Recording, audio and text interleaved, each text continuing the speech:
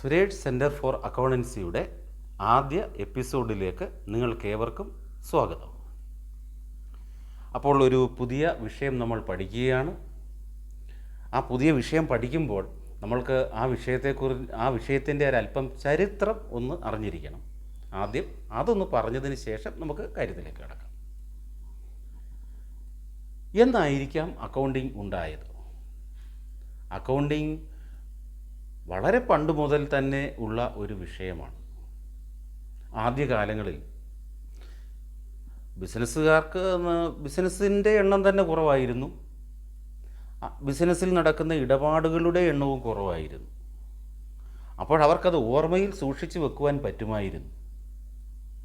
എന്നാൽ പിന്നീട് ബിസിനസ്സിൻ്റെ എണ്ണം കൂടി, ബിസിനസ് സ്ഥാപനങ്ങളുടെ എണ്ണം കൂടി, അവിടെ നടക്കുന്ന ഇടപാടുകളുടെ എണ്ണം കൂടി. അപ്പോൾ ബിസിനസ്സുകാർക്ക് അത് എഴുതി വെക്കേണ്ടതായിട്ട് വന്നു. വീണ്ടും ബിസിനസ് ഇടപാടുകളുടെ എണ്ണം വർദ്ധിച്ചപ്പോൾ അത് വെറുതെ എഴുതിപ്പോയാൽ പോരാ, അത് ശാസ്ത്രീയമായി എഴുതേണ്ടതുണ്ട് എന്ന് ബിസിനസ്സുകാർക്ക് മനസ്സിലാകുകയും ക്രമേണ അത് എഴുതി വെക്കുവാനുള്ള ചിട്ടയായ രീതികൾ നിലവിൽ വരികയും ചെയ്തു. ഭാരതത്തിൽ വളരെ പണ്ട് തന്നെ, ക്രിസ്തുവിനും വളരെ പണ്ട് തന്നെ ശാസ്ത്രീയമായി ബിസിനസ്സുകാർ അക്കൗണ്ടിങ് ട്രാൻസാക്ഷൻസ്, അക്കൗണ്ടിങ് ഇടപാടുകൾ റെക്കോർഡ് ചെയ്തതിനായിട്ട് തെളിവുകളുണ്ട്. ചന്ദ്രഗുപ്ത മൗര്യൻ്റെ മന്ത്രിയായിരുന്ന ചാണക്യൻ അല്ലെങ്കിൽ കൗടില്യൻ, അദ്ദേഹത്തിൻ്റെ അർത്ഥശാസ്ത്ര എന്നുള്ള പുസ്തകത്തിൽ അന്നത്തെ ഭാരതത്തിലെ ബിസിനസ്സുകാർ ശാസ്ത്രീയമായി ഇടപാടുകൾ രേഖപ്പെടുത്തിയിരുന്നു, റെക്കോർഡ് ചെയ്തിരുന്നു എന്ന പുസ്തകത്തിൽ പ്രതിപാദിക്കുന്നുണ്ട്. എന്നിരുന്നാലും ഇന്ന് നാം കാണുന്ന അക്കൗണ്ടിങ് രീതി, അതിനെ ഡബിൾ എൻട്രി സിസ്റ്റം എന്നാണ് പറയുന്നത്. എന്താണ് ഡബിൾ എൻട്രി സിസ്റ്റം? ഇത് നാം കാണുന്ന അക്കൗണ്ടിങ് രീതിയെ വിളിക്കുന്നത് ഡബിൾ എൻട്രി സിസ്റ്റം എന്നാണ്. ഇതെന്താണ് എന്ന് നമുക്ക് വരും എപ്പിസോഡുകളിൽ പറഞ്ഞു തരാം. എന്തായാലും ശരി, ഈ സിസ്റ്റം തന്നെയാണ് ഇപ്പോഴും ഫോളോ ചെയ്യുന്നത്. ഇത് ഇപ്പോഴെങ്ങും ഉണ്ടായതല്ല. ഇത് 1494 ഇറ്റാലിയൻ മാത്തമാറ്റീഷ്യനായിരുന്ന ലൂക്കാ പാസിയോളി ഡെവലപ്പ് ചെയ്ത ഒരു സിസ്റ്റമാണ്.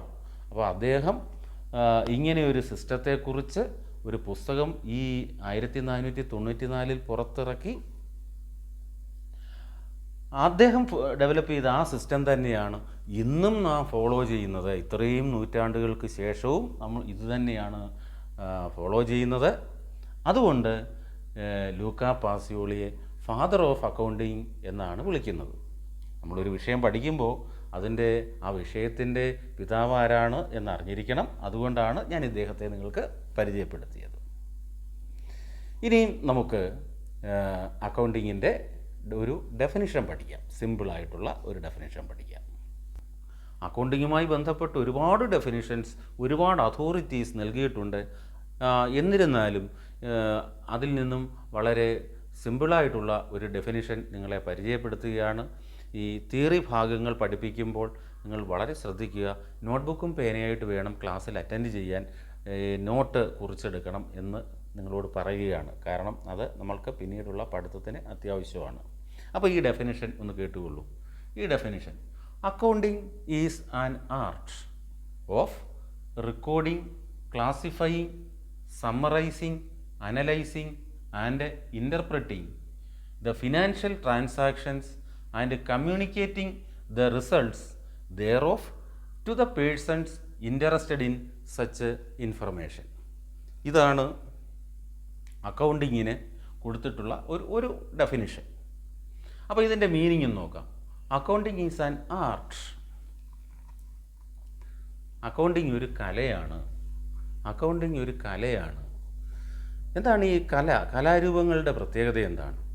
ശില്പം ഉണ്ടാക്കുക, പാട്ടുപാടുക, ചിത്രം വരയ്ക്കുക, ഇതൊക്കെ കലാരൂപങ്ങളാണ്, നിങ്ങൾക്കറിയാവുന്നതാണ്. അപ്പോൾ അടിസ്ഥാനപരമായി ഒരു ടാലൻ്റ് ഉള്ള ആളിന് മാത്രമേ കല പഠിക്കുവാനും അത് പ്രകടിപ്പിക്കുവാനും സാധിക്കുകയുള്ളൂ. അക്കൗണ്ടിങ്ങും അതുപോലെയാണ്. ഇതിൽ ഒരു ടാലൻ്റുള്ള ആളിന് മാത്രമേ അക്കൗണ്ടിങ് പഠിക്കുവാൻ പറ്റുകയുള്ളൂ. മാത്രമല്ല, ചിട്ടയായ പരിശീലനത്തിലൂടെ കൂടുതൽ മെച്ചപ്പെടുത്തുവാൻ സാധിക്കും ഏത് കലാരൂപവും. അക്കൗണ്ടിങ്ങും അതുപോലെ തന്നെയാണ്. ഇതിന് പരിശീലനം അത്യാവശ്യമാണ്. അപ്പോൾ ചിട്ടയായ പരിശീലനം ഇതിന് ആവശ്യമാണ്. ആ പരിശീലനത്തിൽ കൂടി നിങ്ങളുടെ പ്രകടനം കൂടുതൽ മെച്ചപ്പെടുത്താൻ സാധിക്കും. അതുകൊണ്ട് അക്കൗണ്ടിങ്ങിനെ നമുക്കൊരു ആർട്ട് എന്ന് പറയാം. അപ്പോൾ അക്കൗണ്ടിങ് ഒരു കലാരൂപമാണ്. എന്താണ് ഇതിലുള്ളത്? Recording, classifying, summarising, analysing and interpreting the financial transaction.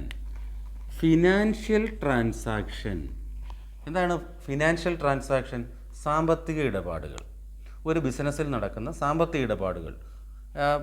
Goods വിൽക്കുക ഒരു സാമ്പത്തിക ഇടപാടാണ്. ഗുഡ്സ് വാങ്ങുക ഒരു സാമ്പത്തിക ഇടപാടാണ്. മെഷീൻ വാങ്ങുക ഒരു സാമ്പത്തിക ഇടപാടാണ്. ഒരു ജീവനക്കാരന് ശമ്പളം കൊടുക്കുക സാമ്പത്തിക ഇടപാടാണ്. ഇതുപോലെ ധാരാളം സാമ്പത്തിക ഇടപാടുകൾ, ഫിനാൻഷ്യൽ ട്രാൻസാക്ഷൻസ് ഒരു ബിസിനസ്സിൽ നടക്കുന്നുണ്ട്. ആ നടന്ന ട്രാൻസാക്ഷൻസ് എല്ലാം തന്നെ റെക്കോർഡ് ചെയ്യുക, അപ്പോഴപ്പോൾ എഴുതി വെക്കുക. അതിനുശേഷം അത് ക്ലാസിഫൈ ചെയ്യുക. ക്ലാസിഫൈ ചെയ്യുക എന്ന് പറഞ്ഞാൽ എന്താണ്? തരംതിരിക്കുക. പൊതു സ്വഭാവമുള്ള ട്രാൻസാക്ഷൻസ് എല്ലാം തന്നെ പൊതുവായ ഓരോ ഗ്രൂപ്പിൽ ആക്കി മാറ്റുന്ന ആ പ്രക്രിയയെ വിളിക്കുന്ന പേരാണ് ക്ലാസിഫൈ ചെയ്യുക. പൊതു സ്വഭാവമുള്ളത് എന്ന് പറഞ്ഞാൽ നമ്മൾ ഗുഡ്സ് വാങ്ങുക എന്ന് പറയുന്നത് ഒരു മാസത്തിൽ എത്രയോ പ്രാവശ്യം ചെയ്യുന്നതാണ്. ഗുഡ്സ് വിൽക്കുക എന്ന് പറയുന്നത് എത്രയോ പ്രാവശ്യം ചെയ്യുന്നതാണ്. അപ്പോൾ അത് പലയിടത്തായിട്ടായിരിക്കും നാം റെക്കോർഡ് ചെയ്തിട്ടിരിക്കുന്നത്. പക്ഷേ ആ പൊതു സ്വഭാവമുള്ളതെല്ലാം ഓരോ ഗ്രൂപ്പാക്കി മാറ്റുക. അതാണ് ക്ലാസിഫൈ ചെയ്യുക. റെക്കോർഡ് ചെയ്യുക, ക്ലാസിഫൈ ചെയ്യുക, സമ്മറൈസ് ചെയ്യുക. സമ്മറൈസ് ചെയ്യുക എന്ന് പറഞ്ഞാൽ അതിനെ ഒരു ലഘുരൂപത്തിലാക്കുക. ഇപ്പോൾ എക്സാമ്പിൾ, കഴിഞ്ഞ വർഷം നമ്മൾ പല പ്രാവശ്യം സാലറി കൊടുത്തിട്ടുണ്ട്. ആ കൊടുത്ത സാലറി എല്ലാം കൂടി ഒരു സിംഗിൾ ഫിഗറാക്കി മാറ്റാം. അത് സമ്മറൈസിങ് ആണ്. അതേപോലെ കഴിഞ്ഞ വർഷം നമുക്കുണ്ടായ ലാഭം എന്ന് പറയുമ്പോൾ നമ്മൾ നടത്തിയ ആയിരക്കണക്കിന് പതിനായിരക്കണക്കിന് ഇടപാടുകളുടെ ഒരു സമ്മറിയാണ്. കഴിഞ്ഞ വർഷത്തെ ലാഭം 5 ലക്ഷം എന്ന് കണ്ടുപിടിച്ചാൽ 5 ലക്ഷം ഒരു സമ്മറൈസ്ഡ് ഫിഗറാണ്. അപ്പോൾ സമ്മറൈസ് ചെയ്യുക, അതിനുശേഷം അതിനെ അനലൈസ് ചെയ്ത് ഇൻ്റർപ്രറ്റ് ചെയ്യുക. എന്താണ് അനലൈസ് ചെയ്ത് ഇൻ്റർപ്രറ്റ് ചെയ്യുക എന്ന് പറഞ്ഞാൽ? വിശകലനം ചെയ്ത് വ്യാഖ്യാനിക്കുക എന്ന് പറഞ്ഞാൽ എന്തുകൊണ്ട് കഴിഞ്ഞ വർഷത്തെ അപേക്ഷിച്ച് ഈ വർഷത്തെ ലാഭം കൂടുതലുണ്ടായി അല്ലെങ്കിൽ കുറച്ചുണ്ടായി, നമ്മുടെ കഴിഞ്ഞ വർഷത്തെ സെയിൽസുമായി കമ്പയർ ചെയ്യുമ്പോൾ, താരതമ്യം ചെയ്യുമ്പോൾ ഈ വർഷത്തെ സെയിൽസ് എന്തുകൊണ്ട് കൂടി അല്ലെങ്കിൽ എന്തുകൊണ്ട് കുറഞ്ഞു. അപ്പോൾ അതിനെ വിശകലനം ചെയ്യുക, വ്യാഖ്യാനിക്കുക. ഇത്രയും കാര്യങ്ങൾ മാത്രമല്ല, and communicating the result thereof to the persons interested in such information. എന്നിട്ട് ഈ ഇത്രയും ട്രാൻസാക്ഷൻസ് റെക്കോർഡ് ചെയ്ത്, ക്ലാസിഫൈ ചെയ്ത്, സമ്മറൈസ് ചെയ്ത്, അനലൈസ് ചെയ്ത്, ഇൻ്റർപ്രറ്റ് ചെയ്ത് കഴിയുമ്പോൾ അതിൻ്റെ റിസൾട്ട്, അതിൽ നിന്നുണ്ടായ റിസൾട്ട് എന്താണ്? റിസൾട്ട് എന്ന് പറഞ്ഞാൽ അതിൽ നിന്നുണ്ടായ ലാഭം അല്ലെങ്കിൽ നഷ്ടം. അപ്പോൾ ഈ റിസൾട്ട് കമ്മ്യൂണിക്കേറ്റ് ചെയ്യുക, പകർന്നു കൊടുക്കുക, പറഞ്ഞു കൊടുക്കുക. ആർക്ക് പറഞ്ഞു കൊടുക്കുക? To the persons interested in such information. ഈ വിവരങ്ങൾ കിട്ടുന്നതിൽ, കേൾക്കുന്നതിൽ, അറിയുന്നതിൽ താല്പര്യമുള്ള വ്യക്തികൾക്ക് കമ്മ്യൂണിക്കേറ്റ് ചെയ്യുക കൂടി ചെയ്യുമ്പോൾ അതിനെയാണ് അക്കൗണ്ടിങ് എന്ന് പറയുന്നത്. അപ്പോൾ ആർക്കാണ് ഇതിൽ താല്പര്യമുള്ള ആളുകൾ? ഒരു ബിസിനസ്സിൽ കാര്യങ്ങളെക്കുറിച്ച് അറിയാൻ താല്പര്യമുള്ള ധാരാളം ആളുകളുണ്ട്. ബിസിനസ്സിൻ്റെ ഓണേഴ്സ്, മാനേജേഴ്സ്, ഗവൺമെൻറ്, ബാങ്ക്, ഇങ്ങനെ ഒരുപാട് ആളുകൾക്ക് ഈ ബിസിനസ്സിൻ്റെ വിവരങ്ങൾ അറിയുവാൻ താല്പര്യമുണ്ട്.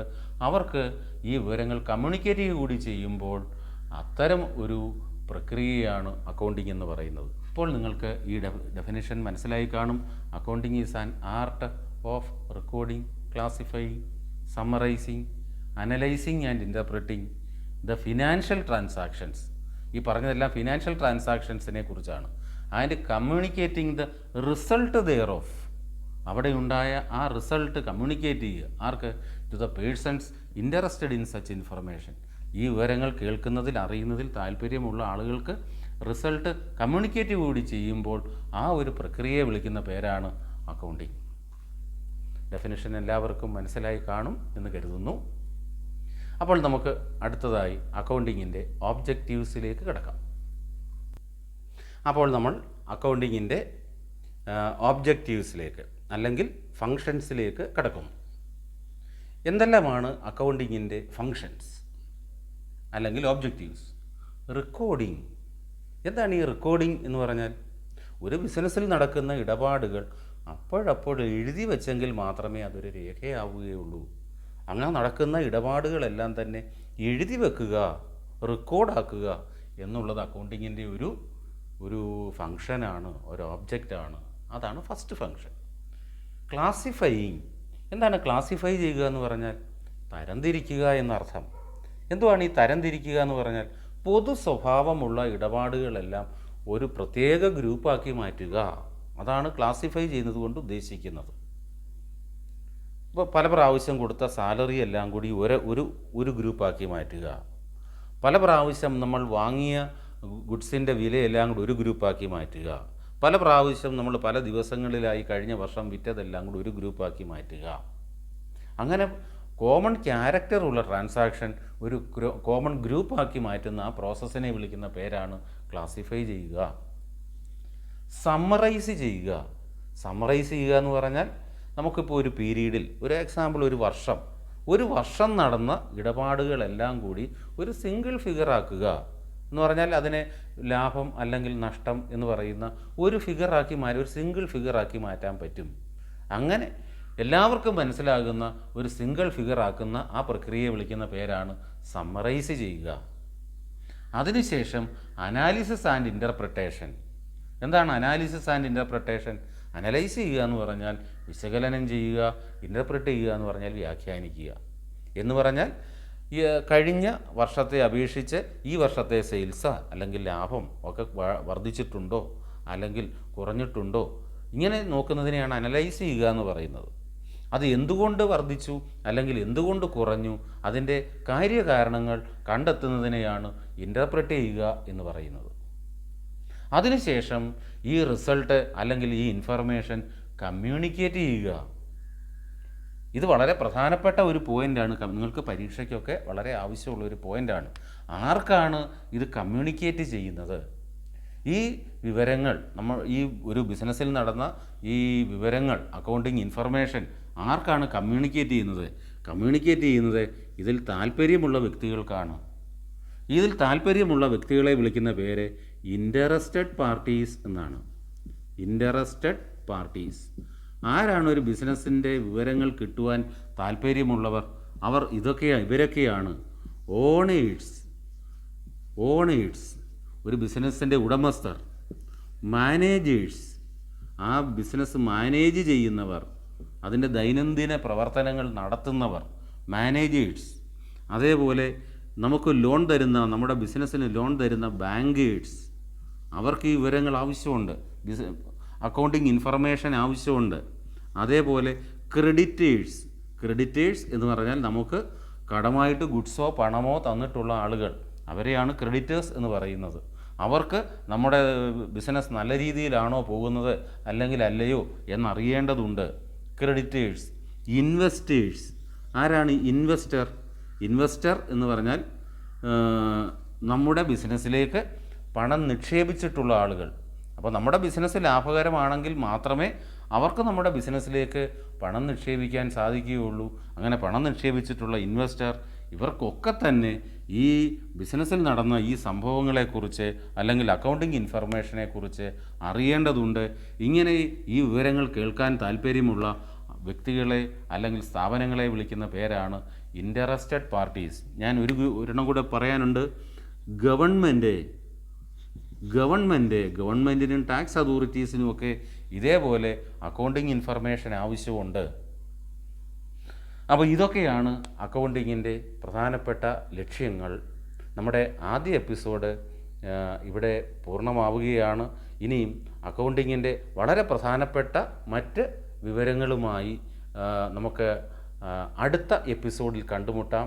അപ്പോൾ ഈ ചാനൽ നിങ്ങൾ സബ്സ്ക്രൈബ് ചെയ്യണം. അതേപോലെ ഈ ചാനലിനെക്കുറിച്ച് നിങ്ങൾക്ക് നിങ്ങളുടെ ഫ്രണ്ട്സിനോടും നിങ്ങൾക്ക് താല്പര്യമുള്ള മറ്റാൾക്കാരെയും അറിയിക്കുക. അവർക്ക് കൂടി ഈ ചാനലിൻ്റെ പ്രയോജനം കിട്ടട്ടെ. അപ്പോൾ നിങ്ങൾക്കെല്ലാവർക്കും ബൈ.